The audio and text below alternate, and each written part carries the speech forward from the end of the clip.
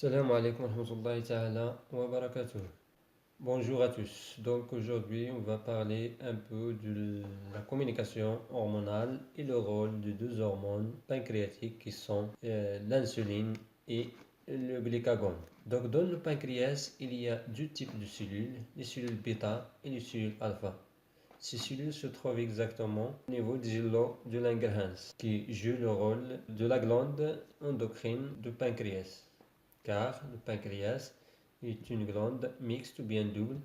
Il joue un rôle à la fois dans la digestion des aliments par la sécrétion des enzymes et d'autre part, il joue un rôle de la régulation de la glycémie par la sécrétion de ces deux hormones. Donc il y a deux cas. Le cas où la glycémie est supérieure à la normale, on parle d'hyperglycémie. Et le cas où la glycémie est inférieure à la normale, on parle d'hypoglycémie. Dans le premier cas, les cellules qui interviennent, ce sont des cellules bêta. Donc bêta qui sécrètent l'insuline dans le sang. Donc ici, les cellules bêta considérées comme des cellules sécrétrices ou bien des cellules sources. Donc après la sécrétion de l'insuline par bêta dans le sang transporte cette hormone vers le foie. Et dans le foie, il y a des réactions qui vont régler la glycémie. Donc, l'insuline va se fixer dans les cellules hépatiques dans le foie pour avoir une diminution de la glycémie. Donc, le phénomène qui se réalise ici s'appelle glycogénogenèse. Qu'est-ce que ça veut dire? Les cellules hépatiques vont absorber le glucose qui se trouve dans le sang et le transformer en glycogène.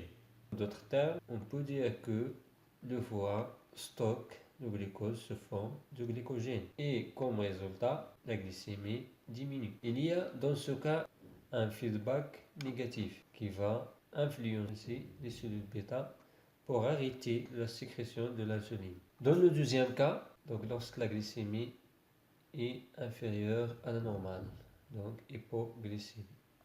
Dans ce cas, les cellules alpha interviennent par la sécrétion d'une hormone qui s'appelle glucagon.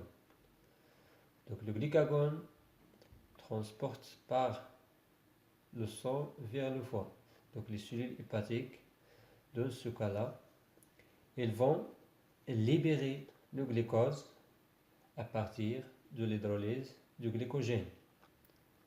Et comme résultat, la libération du glucose dans le sang et l'augmentation de la glycémie pour avoir sa valeur normale. Donc, comme le cas précédent, il y a un feedback négatif sur les cellules alpha pour arrêter la sécrétion du glucagon. Merci d'avoir suivi cette vidéo et à bientôt.